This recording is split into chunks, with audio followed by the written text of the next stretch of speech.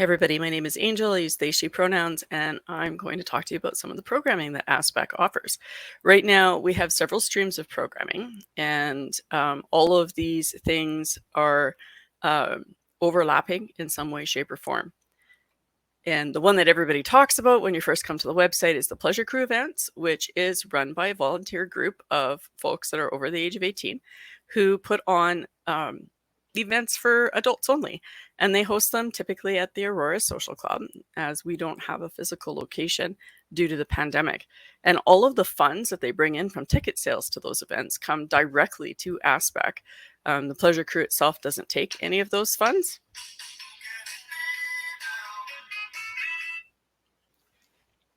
Have to cut that out.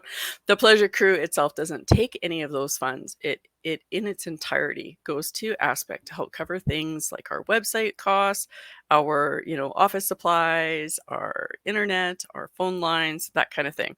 And even through the pandemic, we've managed to host just enough events to keep things afloat. The largest part of our programming is the Sexual Health and Wellness Program. This program includes webinars, synchronous and asynchronous online learning, but in chair when, the health restrictions allow, as well as things like games that you can purchase to help teach these things at home.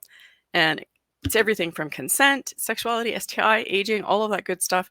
And it's sex positive, which for us means that it's not just comprehensive. We're going to talk about, the sexual response system and whatnot, but we also talk about diversity in gender, in relationships, in sexuality, and we include pleasure. We don't pretend that people don't have anal sex, for example. And our focus is on reducing those risks and supporting people in engaging in meaningful, consensual activities. And we do that by having shame-free sexual health and wellness. The wellness part includes relationship supports, so healthy communication, how to talk about things that you might have some hangups about due to the stigma, body positivity, all of that good stuff. Also, we have our queer support programs, which includes our queer socials, as well as workshops to build allyship and to engage the community in building their awareness around LGBTQIA2S++ issues, and to just generally support the queer community, which most of us are part of. We have a sex coaching series, which includes workshops such as how to use anal toys, how to stimulate the clitoris, penis pleasing, stock market orgasms, all kinds of really fun stuff. That is predominantly run by myself. I'm a registered sex coach. And we even do alternative lifestyle classes, erotic spanking classes, how to use wax, that kind of thing. And again, the focus is on having robust information to allow you to make choices that are going to be part of your journey, rather than hoping that you're not hurting anybody or yourself. Half of those proceeds go directly to ASPECC to support the sexual health programming. One of our newer programs is Empower. Empower is a social skills-based program that's not your typical social skills. It does focus on building skills to make and maintain friendships, to understand the difference between flirting and sexual harassment, to be able to differentiate between healthy relationships and toxic relationships, both at a friendship level and in that intimate adult relationship level. Those programs are entirely owned by me, and I donate 20% of the proceeds to ASPECC itself. And you can read more about that at the ND for Neurodiverse, empower.ca. A huge part of that program is self-advocacy. So understanding that there are times when it's safer and quicker to be able to model the skills that neurotypicals expect in social interactions, but that self-advocacy, that bravery to explain who you are and how you think and act is a huge part of the Empower program, because meaningful relationships don't come with a wall that blocks a person from knowing who you are. And I can go on about this forever, but like the Empower program is very much for neurodiverse folk, by neurodiverse folk. I'm very excited about it, so do check it out. One of our other programs is our seniors programming, And that focuses on providing safe space for people who are over the age of 50 to explore various topics on sex and sexuality. And there have been meetups, and a lot of that's been on hold, of course, due to the pandemic. But we continue to offer the sex and aging workshops when our educators, including myself, have time.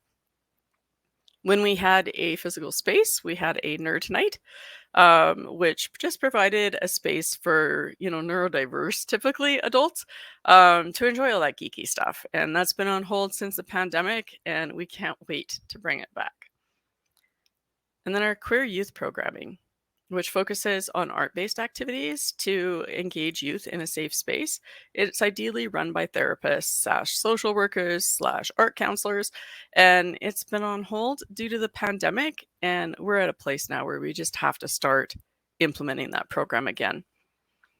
And then on top of that, we have our Sex Positive Resources program, which is everything from brochures to an extensive portion of our website, so check that out. And outreach, where we bring our programming to other organizations and businesses. That includes gender classes, anti-sexual harassment support, consent classes, you name it. Like we've got it. So we try to collaborate with other organizations on this, like ASPECC.ca, AnswerSociety.org, HIV Edmonton, Streetworks, Alberta Health, SACE when they've been available, although they are so busy. So we do our best to make sure that when we're offering programs, it supports the programs that are out there by other organizations as well, or fills in the gaps. So lots of these programs are on our calendar, and you can see on the upcoming events, but a lot of it also goes on behind the scenes. We do cooperate with universities and colleges and high schools and other sexual health organizations, providing them up-to-date content. We do a lot of research. They've got a couple of volunteers that just research the databases looking for new updates on specific sexual health topics and whatnot. We engage in public speaking at senior centers, symposiums, conferences, queer spaces, and we offer a lot of these workshops online as well. People from all over the world have actually attended and accessed our courses, our webinars. It's incredible. I'm going to be talking a little bit about the backstory of ASPECC, so if you're interested in that, you can watch the next video.